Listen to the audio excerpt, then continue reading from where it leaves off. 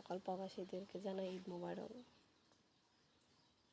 আমরা এই 3 লোককে বেশি কষ্ট, যেমন যে আত্মীয় স্বজনগুলো আমাদেরকে ফেলে কবরে চলে গেছে, বাড়ির মেয়েগুলা, প্রবাসে ভাই বোনেরা, আমরা ইচ্ছা করলেও আনন্দে থাকতে পারি না।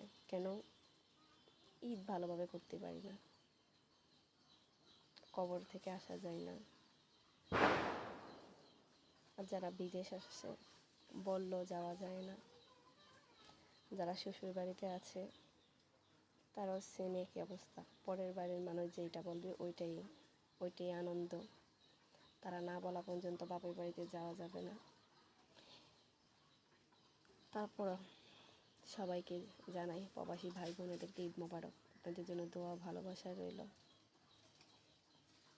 এটা যে কতটা কষ্টকর সে জানে, যার ফ্যামিলির মেম্বাররা বাইরে আছে, বিদেশে আছে।